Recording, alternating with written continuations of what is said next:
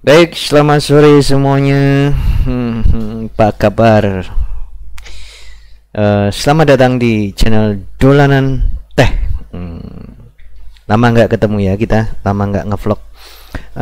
Oke, sore ini kita akan diskusi dan berbagi informasi terkait dengan bagaimana menghadapi kekeringan di masa El Nino. Agak keren itu topiknya. El Nino itu apa tuh? El Nino itu musim kemarau panjang lah gitu ya. Curah hujannya rendah, kemaraunya panjang. Nggak usah saya jelaskan secara ilmiah.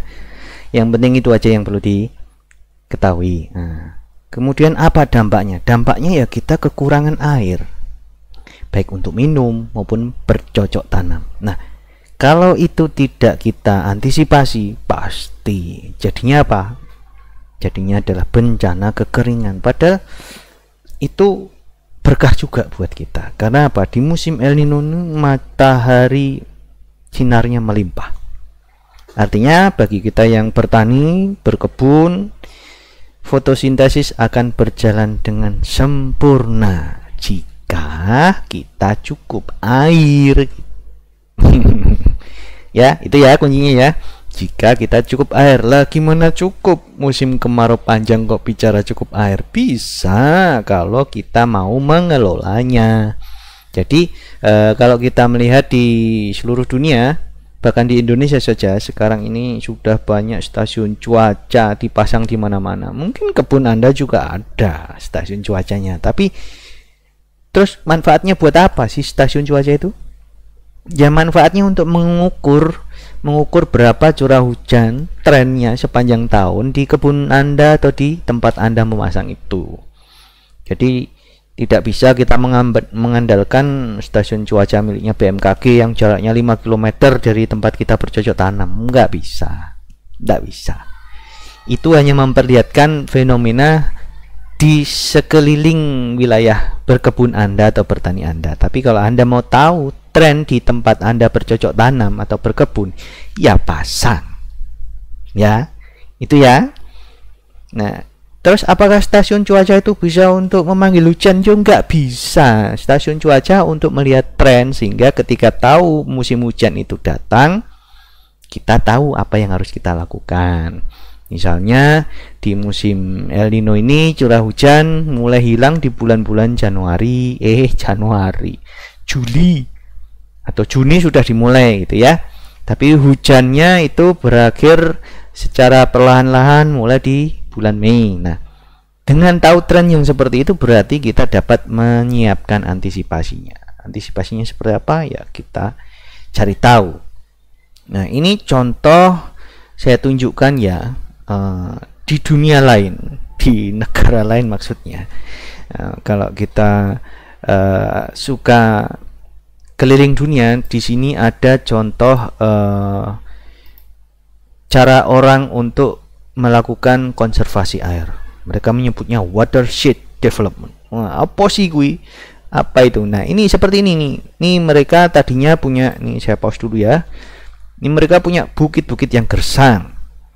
Bukit gersang ini kalau cuma dijatuhi hujan, ya airnya terlimpas hilang. Tapi coba Anda lihat, di bukit-bukit itu terdapat parit-parit yang memotong kontur, alias kalau bahasa Jawanya nyabuk gunung. Kelihatan toh? Nah itu. Parit-parit itu berfungsi untuk menahan laju hilangnya curah hujan yang jatuh di musim hujan. Jadi kalau di ibu kota kayak Jakarta itu yang disebut sumur resapan. Nah, ini parit resapan. Ini sangat bermanfaat untuk menahan laju hujan. Nah, apabila kita membuat sebuah pertanian maupun perkebunan di daerah yang konturnya miring seperti ini, sangat disarankan untuk membuat parit-parit ini. Supaya apa? Supaya ketika musim kemarau, daerah atau lahan yang Anda tanamin itu memiliki cadangan air yang cukup. Kok bisa? Ya bisa. Nggak pernah buktikan, karena ini sudah ada buktinya. Tempat yang berbatu seperti ini saja ketika dikelola dengan membuat parit-parit, mereka akan mempunyai stok air yang cukup untuk bercocok tanam. Apalagi ketika dimanfaatkan airnya nanti untuk minum, untuk mandi, untuk keperluan sehari-hari dengan membuat kolam-kolam seperti itu di bawahnya itu. Nah, ini tuh kolam-kolam ini difungsikan sebagai embung-embungnya ya. Zaman Belanda dulu banyak dilakukan seperti ini, cuman setelah nasionalisasi kita hanya mengambil tanahnya saja tapi bukan ilmunya. Nah, itulah jeleknya kita itu bisa mengambil alih tapi tidak bisa melanjutkan mengelola. Ini pelajarannya ya, dicatat baik-baik. Kalau mau mengambil alih kita harus bisa mengelola. Nah, ini buktinya mereka melakukan pembuatan parit-parit seperti ini. Saya percepat ya. Nah, kalau di India ini gotong royong nih di desa ini. Nah, mereka bikin paritnya seperti ini. Nah, seperti ini. Parit-parit ini tidak dibuat terbuka alias tidak dibuat dia meluncur ke bawah, tersambung terbuka gitu, tidak. Tapi mereka close sistemnya. Semacam parit isolasi kalau di kebun teh untuk mengatasi jamur akar pada tanaman teh. Parit isolasi itu bukan parit yang kemudian ujungnya ngalir ke saluran drainase, enggak, ya malah nyebar itu nanti jamur akarnya. Parit isolasi ya ditutup, dia sistemnya tertutup sehingga tidak ada air yang keluar. Nah, bedanya dengan parit isolasi adalah ini berfungsi sebagai parit resapan. Nah, ini ya, ini saya tunjukkan lagi nih. Ini gersang seperti itu mereka mau membuatnya nih, dibuat nih. Memotong kontur ya, nyabuk gunung kalau bahasa Jawanya. Nyabuk gunung itu memotong kontur, bukan lurus kontur. Kalau lurus kontur itu seperti yang dilakukan para petani kentang, itu salah untuk konservasi air. Jelas saya katakan ya, salah. Itu tidak konservasi air, tapi itu mempercepat erosi. Ya, kalau ini dia sudah konservasi air tapi juga menahan erosi. Oke, kita lanjutkan ya, kita tunjukkan lagi. Nah, mereka sampai gotong royong seperti itu. Nah, kemudian di daerah-daerah yang agak landai mereka bikin yang agak lebar, bahkan menjadi semacam kolam-kolam. Buat apa sih? Ya itu tadi, buat nyimpen cadangan air Anda gitu. Supaya apa? Supaya ketika kemarau Anda tidak ujuk-ujuk sholat istisqa. Ya. Ini salah kaprahnya kita gitu. Ketika musim hujan berlimpah, kita cuek, acuh tak acuh abe, bahkan biarin aja, yang banjir kan yang bawah, sini mah aman-aman aja. Jangan gitu, itu namanya egois. Boleh sholat istisqa itu kalau sudah upayanya 100% dilakukan. Jadi di masa berlimpah kita sudah berupaya menyimpannya, mengkonservasinya, baru kita sholat istisqa. Tapi belum apa-apa sudah istisqa, malaikatnya bosen gitu, nggak mau. Itu ya. Nah, kita tunjukkan lagi nih contohnya. Akhirnya mereka bisa punya zona-zona lembah yang bisa ditanami juga jadi menghijau seperti ini. Ini tadinya yang tadi berbatu. Nah, ini mereka tata seperti ini. Nah, kalau ada batu-batu juga sekalian ditata untuk nahan erosi ini. Kalau hanya parit tanah saja biasanya kan dia kan luruh ya. Ini didobeli pakai batu. Gitu. Nah, apakah seperti ini juga bisa dilakukan di Indonesia? Yo, sangat bisa. Ini aja tempatnya berbatu mereka bisa, apalagi di tanah kita yang notabene relatif gembur. Mau contoh? Mau contoh? Mau? Nah, maulah. Nih, contoh lagi videonya ya. Ya, tunjuk ini. Ini mereka sampai mau melakukan seperti ini nih.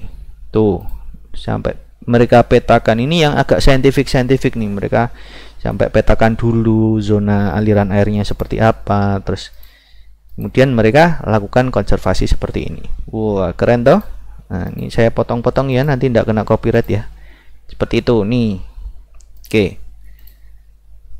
Ya, faktanya berarti ada ya. Oke, kita akan lanjut kalau di perkebunan teh seperti apa. Kita lihat nih, salah satu perkebunan teh di Pulau Jawa yang sudah menerapkannya. Saya nggak sebut kebunnya di mana, tapi yang mengenali foto ini diam saja, nggak usah ngomong ya. Yang penting contoh ilmunya gitu. Yang punya kebun saya mohon izin, ini saya sebarkan ilmu Anda supaya menjadi kearifan bersama bagi perkebunan teh di seluruh Indonesia melalui channel Dolanan Teh. Jangan lupa ya, klik subscribe, di-subscribe dulu. Nah, ilmunya di-share-share gitu lah. Ya, ini musim kemarau saya foto nih pakai Realme 2023 bulan 8 tanggal 24, pas kering-keringnya di sini masih hijau seperti ini. Apa resepnya? Resepnya satu, yang kelihatan dulu di atas tanah nih apa? Pohon pelindung. Mereka masih punya pohon pelindung nih, jelas nih, pohon pelindung masih ada, ditata. Kemudian apa lagi? Waduh, cantiknya pucuknya. Maksud saya bukan pemetiknya yang cantik-cantik, bukan ya, ini hanya menunjukkan pucuknya masih cantik gitu. Nah, ini dia resepnya. Kebetulan kaki yang ada di situ tuh menunjukkan, ini kakinya siapa saya juga lupa kemarin, mohon maaf kakinya kepotret. Ini ada parit di situ. Ah, masa cuman kayak gitu aja bermanfaat? Oh, nggak percaya. Nih buktinya, pucuknya masih seperti ini. Ya, pohon pelindung dikombinasi dengan parit. Ini pohon pelindungnya ditata nih. Nah, kalau Anda yang pakai mesin petik ya ditata pohon pelindungnya, jangan di tengah-tengah bidang petik, di pinggir-pinggirkan lah. Yang penting ada pohon pelindung di situ. Karena fungsi pohon pelindung itu selain mengurangi evapotranspirasi, mereka juga menahan suhu yang tinggi yang jatuh di permukaan daun teh. Ini kan daerah bayangan-bayangan dari pohon pelindung ini. Pohon tehnya terbantu karena apa? Suhunya rendah sehingga fotosintesisnya menjadi lebih optimal. Kalau suhu terlalu tinggi, fotosintesis tanaman teh itu akan berhenti. Nah, kalau berhenti gimana dia mau menjadikan produksi pucuk itu muncul, karena fotosintasnya nggak ada untuk energi. Ya, kita cari lagi nih gambarnya. Ada nggak? Wih, mana ya tadi ya? Kita cek lagi ya. Tadi ada loh. Ini sudah. Kakinya tadi mana udah. Nah, nih kelihatan kan? Parit-paritnya nyabuk gunung. Ini dalam loh, ini 60 sentian ini. Ini dibikin nanti. Nah, terserah nanti mau bikinnya per 10 row, satu parit atau gimana silahkan. Yang terpenting di musim kemarau saya masih melihat tetesan-tetesan mata air di sekitar kebun ini. Sama kondisinya kemarau, kebun-kebun sebelahnya juga sudah kering karena tidak ada ini. Gitu ya. Nah, bentuknya kayak gini nih.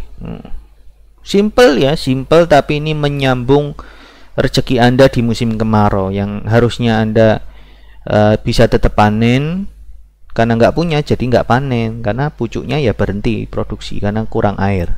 Tanaman juga bisa mengukur diri mereka, kalau dia waterlogged gitu ya airnya, ya dia lebih baik istirahat memproduksi pucuk daripada mati. Tuh. Apalagi biasanya kemarau-kemarau begini, ini serangan hamanya juga tinggi itu, apalagi ulat jengkal gitu ya. Mereka pas aktif-aktifnya makan itu ulat jengkal. Kenapa? Ya karena pengen yang seger-seger.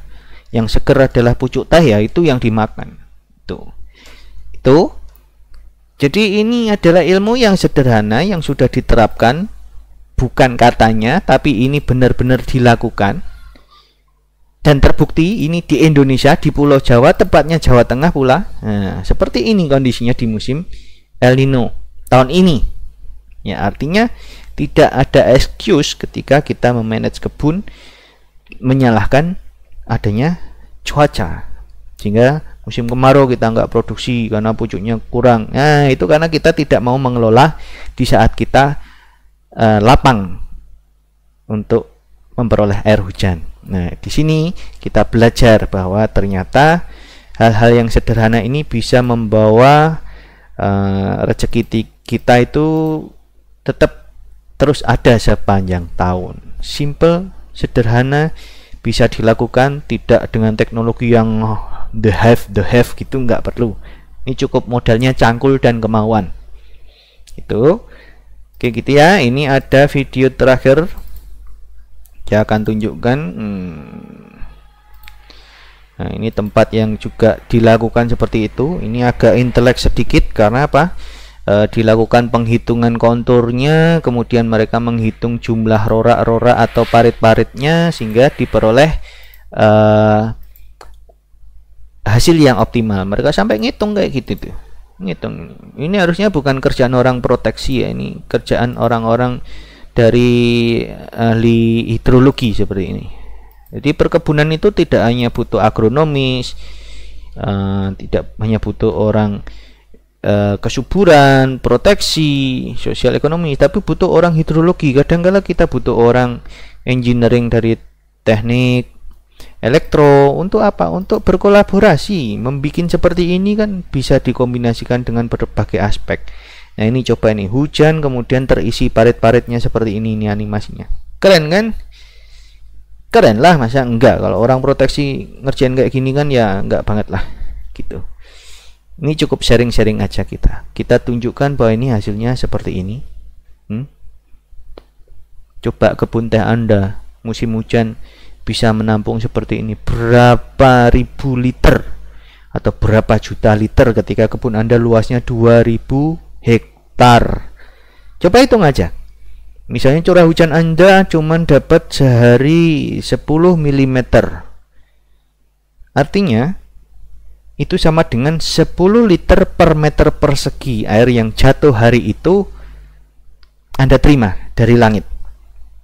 Nah, kalau Anda punya 2000 hektar, ya kali saja berapa meter persegi. Debit air yang Anda terima seberapa? Nah, kalau air yang segitu banyak Anda biarkan loss, jatuh dan terlimpas ke bawah dan menjadi musibah di kota-kota di bawah kebun Anda, yang dosa ya jariahnya yang ada di kebun tersebut. Kita bisa mengamankan, kenapa tidak kita lakukan? Harusnya hujan menjadi barokah, malah justru jadi musibah. Itu yang harus kita ambil hikmah dari semua ini. Sehingga jangan ucuk-ucuk langsung sholat istisqa. Kalau kita minta hujan deras saat ini, itu juga egois. Karena apa?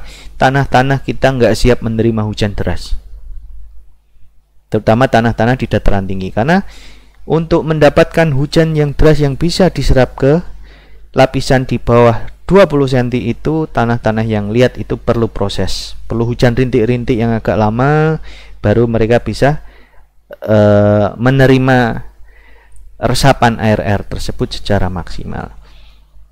Jadi seperti itu ya. Kembali ke sini, mudah-mudahan ilmu ini bermanfaat ya. Dicoba. Nggak percaya sama saya nggak apa-apa, yang penting percaya pada ilmu yang saya share ya. Pokoknya abaikan konten kreatornya, tapi ambil ilmunya. Mudah-mudahan semua menjadi barokah dan berkah ilmunya. Jangan lupa sekali lagi bantu subscribe dan share banyak ilmu ini biar manfaatnya bisa dirasakan semakin banyak orang. Saya kira itu. Selamat sore, mudah-mudahan kita jumpa lagi di momen yang terbaik. Salam Blender.